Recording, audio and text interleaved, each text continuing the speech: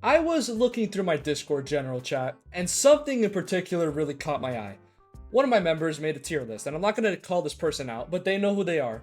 And they might have made one of the most horrendous tier lists of all time. Now, don't flame this guy in the comments, he redid his tier list like 10 minutes later. But, there's something particular that caught my eye. Not that Chapter 2 Season 2 is in, like, the bottom tier, but the fact that Chapter 1 Season 8 is in C tier. What? This season is so underappreciated, so I'm going to talk about it. And you know what? I'm not just going to talk about this season, I'm going to talk about the Golden Trio of Chapter 1.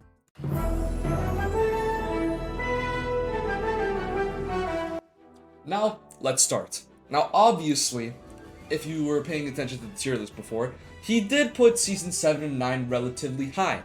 But, as I said before, Season 8 was ridiculously low. And I think Season 7, 8, 9, I will always say it, is the Golden Trio of Fortnite. And no other season is ever going to replicate the magic that these three seasons had. And the first season we're going to be looking over to emphasize the magic is Season 7.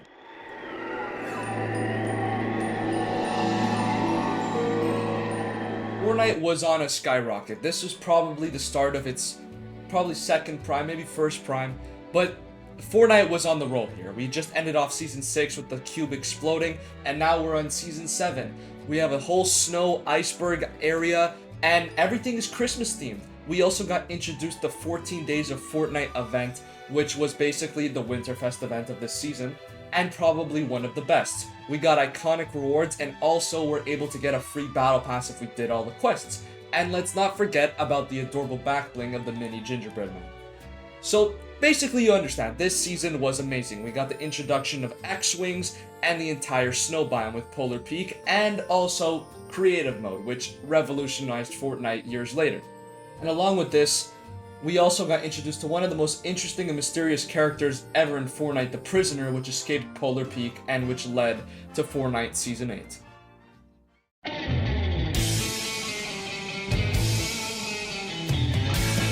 Season 8. I cannot stress enough how underrated this season is. Originally, this video was going to be entirely off of Season 8, but I wanted to do it with these three seasons together because it's like a package. You know, I explained it at the beginning of the video. But Season 8 of Fortnite, Chapter 1, is probably the most underrated season ever and the most underappreciated season ever. And people do not give credit where credit is due. Something I'm not going to shut up about with this Battle Pass is the fact that it's amazing. Both Tier 1 skins feel like Tier 100 skins. Blackheart and Hybrid are some of the best Tier 1 skins that we've ever gotten in the game, in my opinion. And the way they progress throughout the Battle Pass, which is something these three seasons do extremely well. Season 7, 8, and 9, they have these progressive skins, and it's not just the Tier 100, it's the Tier 1s, which is, I love that element of the Battle Pass. But we also got the introduction of Fortnite's most glazed character of all time, Peely. And we got an iffy Tier 100 skin, but I don't think it ruins it for the Battle Pass, to be honest. There are certain Battle Passes that have really, really shit Tier 100 skins. I'm not going to name any names, but yeah. But this Battle Pass, it doesn't really ruin it. Like, I like Lux, it's a pretty cool skin. Yes, it is that time of the video. I'm going to make it quick. I'm just asking, if you haven't already, please like and subscribe if you're enjoying the video. I am on route to hit 3,000 subscribers. I'm very, very, very close. So please, if you want to support my channel, please like and subscribe. Tell your friends about my channel. I do everything. I do video essays, and I actually make Fortnite creative maps. I am working on one as of now. It's a mini battle royale. So stay tuned for that, and let's proceed with the video. Now, let's not forget that we also got the return of Thanos in this season. We got a Fortnite endgame LTM, and instead of just getting Thanos itself, we got a Chitauri army, and we got actual Marvel mythics, and this was the first time it ever happened, and this literally caused ripples down for Fortnite's history. But this LTM was really fun. Was it better than the original Thanos? It was. It really was. I think these mythics were super fun. We got the aimbot Iron Man mythics, the grapple bow, and Stormbreaker and Captain America's shield. So this event was really, really fun. Along with this, you know, Season 8 has so much stuff. It's amazing. But along with this, we also got the Invaulting live event. We got the vault leading up throughout the season. There was earthquakes, and there was these pieces that were coming together, and we had the vault being revealed, and then there was the Invaulting live event. which was honestly really cool. We got the return of the drum gun. We were able to choose which gun was going to be coming back, and ultimately it was going to be the drum gun either way. And then the volcano exploded and destroyed Tilted Towers and Retail Row, which then led into Season 9.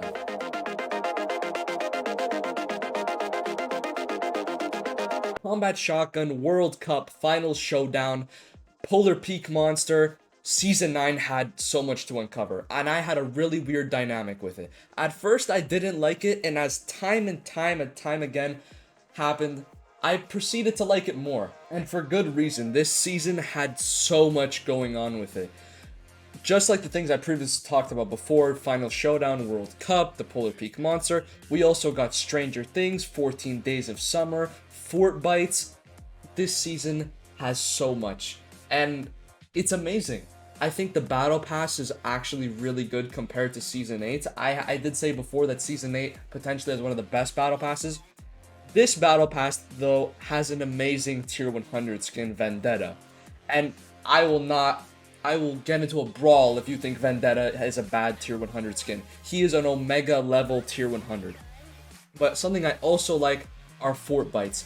I personally didn't actually do the Fort Bite challenges, but looking back on it, I think it was the coolest way to do lore-based quests, and honestly, I think Fortnite should be taking inspiration from the past and do this again, because Bunker Jonesy was one of the coolest characters that they did for a season to build up to a live event. We saw him piece together this loading screen, and then we would find out that the Mecha Team Leader and the Devourer would go up against each other.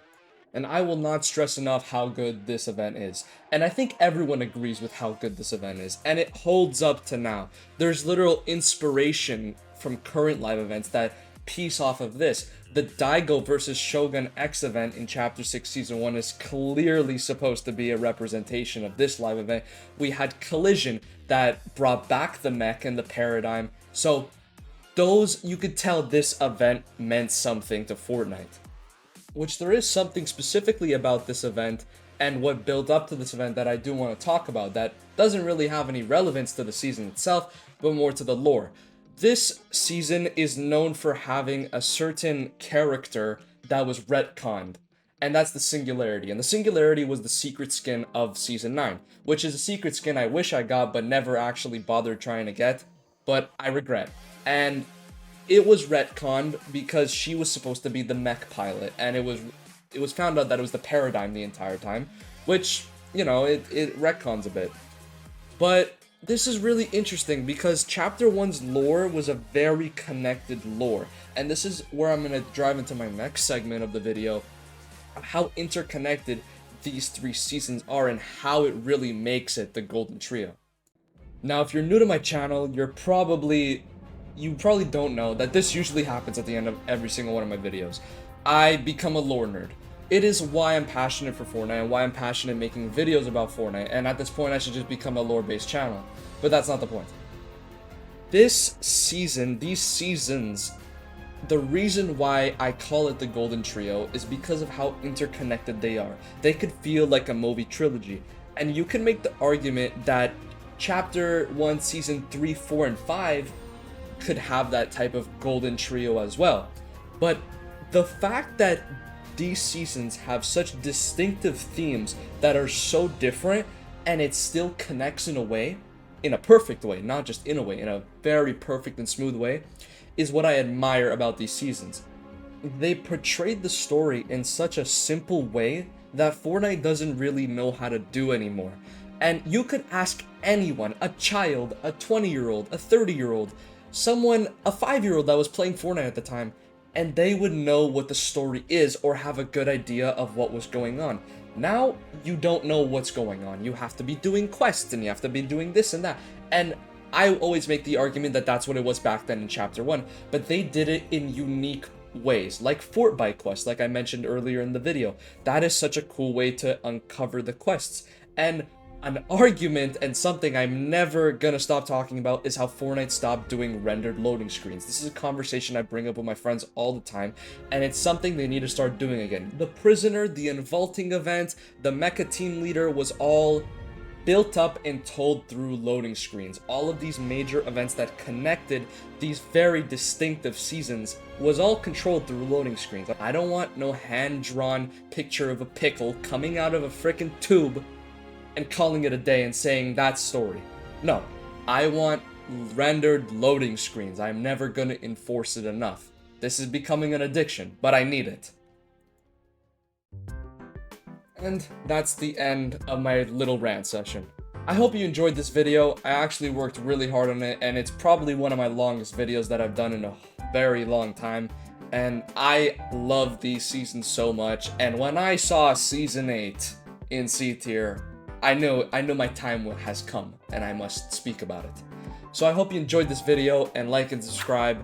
And also, please use my supporter creator code FunkoNico in the item shop throughout this current Fortnite season. And I'll see you guys in the next one.